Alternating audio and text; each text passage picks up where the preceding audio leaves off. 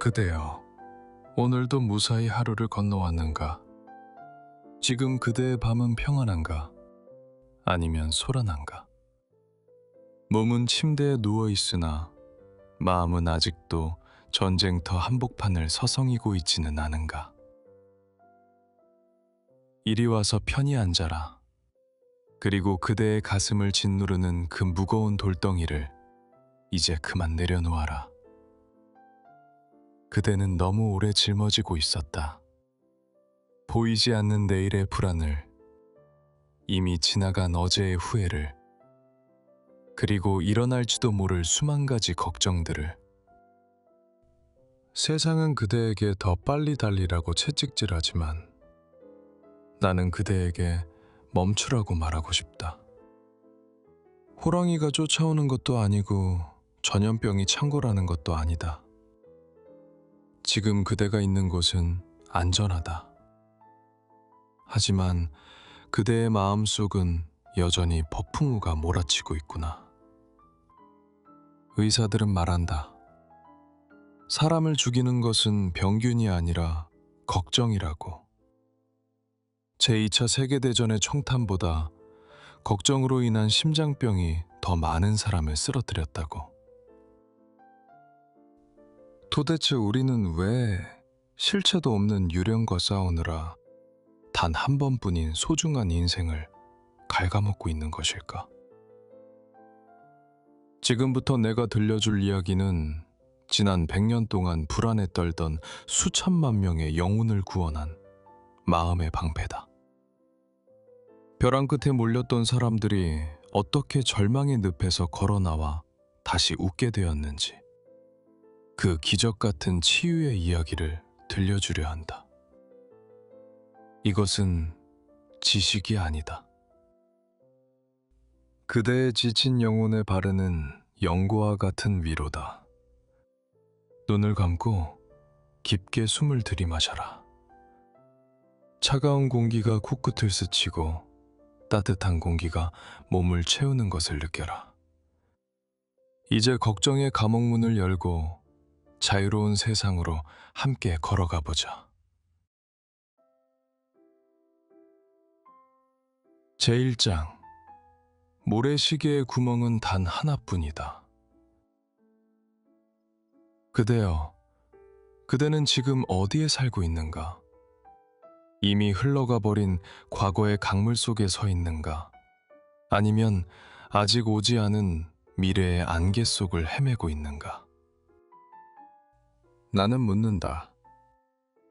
그대가 숨 쉴 수 있는 시간은 언제인가? 어제 들이마신 숨으로 오늘을 살 수 없고 내일 쉴 숨을 지금 미리 당겨 쉴 수도 없다. 그대가 살 수 있는 유일한 시간은 찰나의 순간인 오늘, 바로 지금뿐이다. 1871년의 봄, 미래가 두려워 떨고 있던 한 의대생이 있었다. 그의 이름은 윌리엄 오슬러. 그는 훗날 위대한 의사가 되었지만 젊은 날의 그는 그대처럼 불안한 청춘이었다. 시험에 떨어지면 어떡하지? 미래의 나는 무엇이 될까? 그때 그는 낡은 책에서 문장 하나를 발견하고 인생의 진리를 깨달았다. 우리의 임무는 저 멀리 희미하게 보이는 것을 보는 게 아니라 지금 당장 손에 쥔 것을 성실히 행하는 것이다. 그대여, 거대한 배를 본 적이 있는가?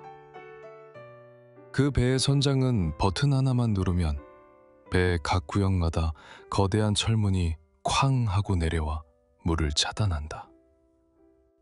이것을 방수격벽이라고 한다. 그대의 인생 항해를 안전하게 하고 싶다면 그대의 마음속에도 이 철문을 설치하라. 자, 눈을 감고 상상하라. 그대의 뒤쪽, 지나간 어제라는 문을 닫아라. 죽은 어제가 살아있는 오늘을 죽이지 못하게 하라. 후회는 아무것도 되돌리지 못한다. 이제 그대의 앞쪽, 아직 오지 않은 내일이라는 문을 닫아라. 내일의 짐에다 어제의 짐까지 얹고 오늘을 가려고 하면 그대의 등은 부러지고 말 것이다. 그대에게 허락된 공간은 오직 오늘이라는 안전한 방뿐이다. 책상 위에 모래시계를 보라. 위쪽에 쌓인 수만 개의 모래알도 잘록한 허리를 통과할 때는 한 번에 한 알씩만 떨어진다. 그대의 인생도 그러하다. 아무리 많은 걱정과 할 일이 쌓여 있어도 그대는 한 번에 하나씩만 처리할 수 있다. 그러니 서두르지 말라. 한 번에 하루씩, 한 번에 한 호흡씩. 그것이 그대를 미치지 않게 하고 평온하게 만드는 유일한 길이다. 내일 일을 위하여 염려하지 말라. 내일 일은 내일의 태양이 떠오르면 그때 생각해도 늦지 않다. 오늘 핀 꽃을 보고 오늘 부는 바람을 느껴라. 그것으로 충분하다. 제2장 톱밥을 다시 켜지 말라. 그대여, 어찌하여 이미 잘려나간 나무를 붙잡고 울고 있는가? 목수는 톱질이 끝난 톱밥을 다시 켜지 않는다. 톱밥은 이미 톱질이 끝난 나무이기 때문이다. 하지만 그대는 어찌하여 이미 지나간 과거의 실수를 붙잡고 자신을 괴롭히는가? 그때 그 말을 하지 말았어야 했는데, 그때 그 사람을 잡았어야 했는데, 그때 그 길로 가지 말았어야 했는데. 그대의 그 깊은 후회는 톱밥을 다시 켜려는 짓과 같다. 그것은 그대의 에너지를 낭비하는 것이 아니라 그대의 인생을 낭비하는 것이다. 한 선생님이 학생들 앞에서 우유 한 병을 들고 있었다. 모두가 그 우유를 바라볼 때 선생님은 갑자기 우유병을 싱크대 위에서 와장창 깨트려 버렸다. 하얀 우유가 조각난 유리와 함께 하수구로 콸콸 흘러내려갔다. 학생들이 놀라서 비명을 지를 때 선생님은 말했다. 자, 똑똑히 보세요. 이미 엎질러진 우유를 가지고 울어봤자 소용없다는 걸 기억하세요. 이미 우유는 흘러갔다. 아무리 머리를 쥐어뜯고 땅을 치고 하늘을 원망해도 단 한 방울도 주워 담을 수 없다. 우리가 할 수 있는 일은 딱 두 가지뿐이다. 깨끗이 잊어버리거나 다음번엔 우유병을 조심해서 다루겠다고 결심하거나. 실수는 누구나 한다. 나폴레옹도 전쟁에서 졌고 링컨도 선거에서 수없이 떨어졌다. 중요한 것은 넘어진 사실이 아니라 다시 일어나는 태도다. 과거라는 유령과 싸우지 말라. 유령은 칼로 베어도 죽지 않고 소리쳐도 물러가지 않는다. 유령을 이기는 유일한 방법은 등을 돌리고 빛을 향해 걸어가는 것이다. 그대의 과거가 아무리 어두웠다 해도 오늘 그대가 내딛는 발걸음까지 어둡게 만들 순 없다. 용서하라. 그 누구보다 그대 자신을 용서하라. 그때의 나는 그게 최선이었다. 그때의 나는 조금 서툴렀을 뿐이다. 그렇게 말해주어라. 죽은 과거를 묻어버릴 때 비로소 살아있는 오늘이 싹튼다. 제3장 폭풍우 속에서 나무처럼 서는 법. 그대여, 도저히 피할 수 없는 폭풍우가 몰려오는 것 같은가? 모든 것이 무너져 내릴 것 같은 공포에 잠 못 이루고 있는가? 회사가, 돈이, 건강이, 관계가 그대를 벼랑 끝으로 몰고 가고 있는가? 그렇다면 그대여, 도망치지 말고 멈춰 서라. 그리고 그 폭풍의 눈을 똑바로 바라보라. 윌리스 캐리어라는 현자가 찾아낸 마법의 주문을 그대에게 전한다. 불안이 그대를 집어삼키려 할 때 이 세 가지를 기억하라. 첫째, 조용히 자문하라. 이 일로 인해 일어날 수 있는 최악의 상황은 도대체 무엇인가? 감옥에 가는가? 죽는가? 아니다. 기껏해야 직장을 잃거나 돈을 좀 잃거나 며칠 알아놓을 뿐이다. 최악을 직시하는 순간 막연했던 공포라는 괴물은 실체를 드러내고 작아진다. 안개는 걷어내면 아무것도 아니다. 둘째, 피할 수 없다면 받아들여라. 그래, 어쩔 수 없다면 받아들이겠다. 바람에 맞서 뻣뻣하게 서 있는 참나무는 부러지지만 바람결에 몸을 높이는 버드나무는 다시 일어선다. 받아들임은 패배가 아니다. 그것은 진정한 용기다. 그래, 실패할 수도 있다. 다시 시작하면 된다.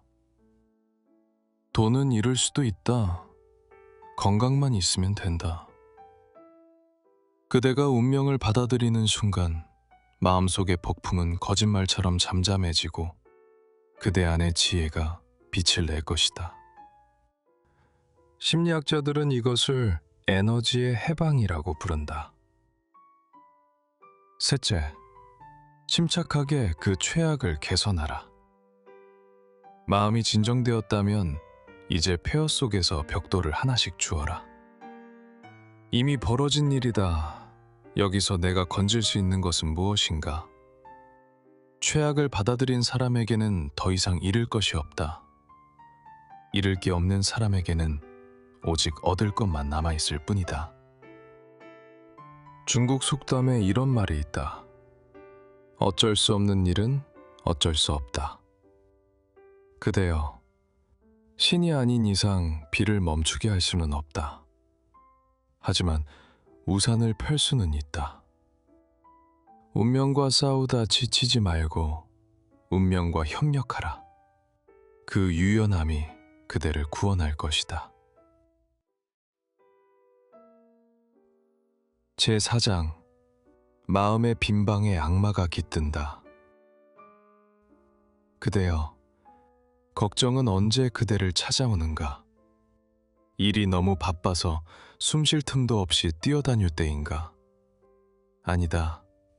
걱정이라는 검은 새는 그대가 일을 마치고 소파에 멍하니 앉아 있을 때, 잠자리에 들었으나 잠이 오지 않아 뒤척일 때, 그렇게 그대의 마음이 한가할 때 소리 없이 날아와 둥지를 튼다. 우리의 마음은 진공 상태를 견디지 못한다. 마음의 방이 비어 있으면 그 빈 공간을 채우기 위해 불안, 두려움, 부정적인 상상이 밀물처럼 들이닥친다. 그대는 그 어둠 속에서 상상의 괴물을 키우고 있지 않은가? 윈스턴 처칠을 보라. 그는 전쟁의 포화 속에서 하루 18시간씩 일하며 나라를 지켰다. 누군가 걱정 때문에 잠을 설치지 않느냐고 물었을 때 그는 담담하게 대답했다. 나는 너무 바빠서 걱정할 시간이 없다네. 이 짧은 대답 속에 뇌과학의 정수가 숨어 있다. 그대여, 지금 눈을 감고 실험을 해보라. 내일 해야 할 복잡한 업무를 생각하면서 동시에 자유의 여신상을 떠올려보라. 가능한가?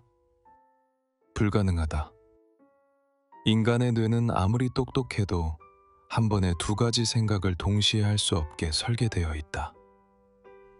무언가에 열중하고 있는 동안에는 절대 걱정이 끼어들 틈이 없다. 그러니 그대여, 우울이 그대를 덮치려 하거든 자리를 박차고 일어나라. 가만히 누워서 생각의 늪에 빠지지 말라. 설거지를 하든 텃밭을 가꾸든 책상을 정리하든 몸을 움직여라. 정신과 의사들은 전쟁터에서 돌아온 병사들에게 바구니를 짜라 청소를 해라고 처방했다. 단순한 활동에 몰입하는 순간 뇌는 끔찍한 기억을 잊고 현재에 집중하게 된다. 조지 버나드 쇼는 말했다. 비참해지는 비결은 자신이 행복한지 아닌지에 대해 고민할 여유를 갖는 것이다. 고민할 여유를 주지 말라. 바쁘게 움직이는 사람의 등 뒤로는 걱정 귀신도 따라붙지 못한다. 이마에 흐르는 땀방울은 그대의 슬픔을 씻어내는 가장 좋은 치료제다. 움직여라. 살아있음을 느껴라. 그것이 그대를 구원할 것이다.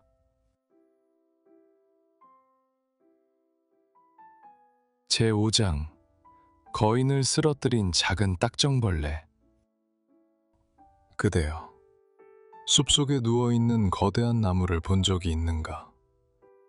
콜로라도 산기슭에는 400년을 살았던 거목이 쓰러져 있다. 그 나무는 콜럼버스가 신대륙을 발견했을 때 싹을 틔웠고 수백 번의 벼락과 태풍을 견뎌냈다. 그 어떤 거친 자연도 이 거인을 쓰러뜨리지 못했다. 그런데 놀랍게도 이 400년 된 거목을 결국 쓰러뜨린 것은 무엇이었을까? 강력한 지진이었을까? 화산 폭발이었을까? 아니다. 그것은 바로 딱정벌레 떼였다. 손가락으로 턱 누르면 죽일 수 있는 아주 작고 하찮은 벌레들. 이 벌레들이 나무 껍질 속으로 파고 들어가 조금씩, 아주 조금씩 속을 갉아먹기 시작했다. 그토록 강인했던 거목은 속이 병들어갔고 결국 어느 날 힘없이 쓰러지고 말았다. 우리 인간도 이 거목과 똑같지 않은가? 우리는 인생의 거대한 시련들, 예컨대 사업 실패나 큰 수술 같은 일들은 이를 악물고 잘 견뎌낸다. 하지만 정작 우리를 무너뜨리는 것은 사소한 걱정이라는 딱정벌레들이다. 그 사람이 나를 쳐다보는 눈빛이 기분 나빴어. 친구가 내 문자를 읽고 답장이 늦네. 오늘 점심 메뉴가 맛이 없었어. 이런 시시콜콜한 짜증과 불안이 그대의 영혼을 야금야금 갉아먹게 내버려두고 있지는 않은가. 에이브러햄 링컨의 호루라기 이야기를 들어보라. 어린 시절 링컨은 친구의 호루라기가 너무 갖고 싶어서 주머니에 있는 돈을 몽땅 털어샀다. 집에 와서 자랑하자 형들이 비웃었다. 바보야, 그 돈이면 호루라기를 3개나 살 수 있어. 어린 링컨은 억울하고 분해서 엉엉 울었다. 그는 그때 평생 잊지 못할 교훈을 얻었다. 나는 호루라기의 가치보다 너무 많은 대가를 치렀구나. 그대는 어떠한가? 1분이면 잊을 수 있는 사소한 말 한마디 때문에 3일 밤낮을 괴로워하고 있지는 않은가? 그건 100원짜리 호루라기를 사기 위해 그대의 소중한 평화라는 100만원짜리 수표를 지불하는 것과 같다. 어리석은 거래를 멈추어라. 걱정이 고개를 들면 주식시장에 손절매 주문을 걸어라. 여기까지. 이 일은 딱 여기까지만 걱정할 가치가 있어. 더 이상은 안 돼. 딱정벌레에게 그대라는 거목을 내어주지 말라. 그대는 그보다 훨씬 크고 위대한 존재다. 제6장 죽은 개는 아무도 걷어차지 않는다. 그대여, 타인의 시선이 두려운가? 남들이 나를 어떻게 생각할까? 내가 실패하면 사람들이 비웃겠지? 그대의 귀는 늘 세상의 소음 쪽으로 열려 있어 정작 그대 내면의 소리를 듣지 못하는구나. 미국의 젊은 총장 로버트 허친스는 30살의 나이에 명문대 총장이 되었다. 그러자 세상은 그를 맹렬히 비난했다. 새파란 애송이가 뭘 알겠어. 거품일 뿐이야. 그의 아버지는 아들이 걱정되어 잠을 이루지 못했다. 하지만 허친스 총장은 태연하게 웃으며 말했다. 아버지, 걱정 마세요. 길가에 죽어있는 개를 걷어차는 사람은 없습니다. 이 말이 무슨 뜻인지 아는가? 사람들이 그대를 비판하고 헐뜯는다는 것은 역설적으로 그대가 살아있는 개, 즉 중요한 사람이라는 증거다. 사람들은 아무것도 아닌 사람, 실패한 사람에게는 관심조차 없다. 그들이 그대를 질투하고 공격하는 것은 그대가 그들보다 앞서가고 있다는 뜻이며 그대를 끌어내려야만 자신들이 돋보인다고 믿기 때문이다. 그러니 부당한 비판을 오히려 칭찬으로 받아들여라. 아, 내가 꽤 잘하고 있구나. 물론 비판은 아프다. 살을 내는 듯하다. 하지만 그대여, 남들의 입을 막을 수는 없다. 우리가 할 수 있는 일은 단 하나다. 비난의 빗줄기가 목덜미로 흘러내리지 않도록 무시라는 마음의 우산을 펼치는 것이다. 그대가 마음속으로 옳다고 믿는 일을 하라. 그렇게 해도 욕을 먹고 안 해도 욕을 먹는다. 그럴 바엔 차라리 그대 영혼이 시키는 대로 하고 욕을 먹는 게 낫지 않겠는가. 남의 인생을 살지 말고 그대의 인생을 살아라.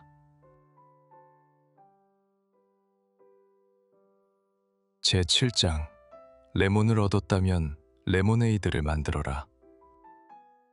그대여, 삶이 그대에게 씨디신 레몬을 던졌는가? 진흙탕 속에 빠져 허우적대고 있는가? 여기 똑같은 감옥 창살 밖을 내다보는 두 사내가 있다. 한 사람은 바닥에 진흙탕을 보며 한숨 짓고 다른 한 사람은 밤하늘의 별을 보며 노래한다. 상황은 변하지 않았다. 감옥은 그대로다. 변한 것은 오직 그들의 눈뿐이다. 사막으로 이사갔던 대마 텀승이라는 여인을 기억하라. 그녀에게 사막은 지옥이었다. 폭염, 모래바람, 외로움. 그녀는 죽고 싶을 만큼 불행했다. 하지만 아버지의 편지 한 통이 그녀를 깨웠다. 별을 보라. 그녀는 마음을 바꿨다. 징그럽던 선인장을 연구하고 말이 통하지 않는 원주민에게 미소를 보내고 사막의 노을을 감상했다.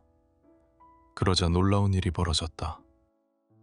지옥 같았던 사막이 경이롭고 아름다운 탐험지로 변한 것이다. 똑같은 사막, 똑같은 더위였다. 바뀐 것은 오직 그녀의 관점 하나뿐이었다. 그대여, 살다 보면 인생이 우리에게 셔서 못 먹는 레몬을 던져줄 때가 있다. 어리석은 자는 왜 나한테만 이런 걸 주냐고 불평하며 레몬을 씹어먹고 인상을 쓴다. 하지만 현명한 자는 이렇게 말한다. 어라? 레몬이네?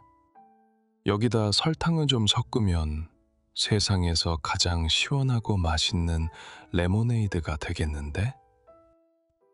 위기를 기회로, 불행을 행복으로 바꾸는 연금술. 그것은 멀리 있는 것이 아니라 오직 그대의 마음속에 있다. 그대가 레몬이라면 레몬답게 살아라. 사과가 되려고 애쓰지 말라. 그대의 신맛은 누군가의 갈증을 해소해줄 가장 귀한 재료가 될 것이다. 평화는 그대의 선택이다. 이제 긴 여행을 마칠 시간이다. 그대여, 고개를 들어라. 그대를 괴롭히던 것은 세상이 아니라 세상을 바라보던 그대의 생각이었다. 이제 우리는 안다. 과거와 미래의 문을 닫고 오늘을 사는 것이 지혜임을, 피할 수 없는 불행을 받아들이고 레모네이드를 만드는 것이 용기임을, 사소한 딱정벌레에 쓰러지지 않고 스스로를 지키는 것이 사랑임을. 로마의 황제 마르쿠스 아우렐리우스는 말했다. 우리의 인생은 우리의 생각이 만드는 것이다. 행복은 외부 조건에 있지 않다. 돈이 많다고 걱정이 없을까? 권력이 높다고 불안하지 않을까? 평안은 오직 그대의 마음속, 그대의 선택에 달려 있다. 오늘 밤 잠자리에 들 때 스스로에게 이렇게 말해 주어라. 나는 오늘 하루를 충실히 살았다. 나는 최선을 다했다. 그것으로 충분하다.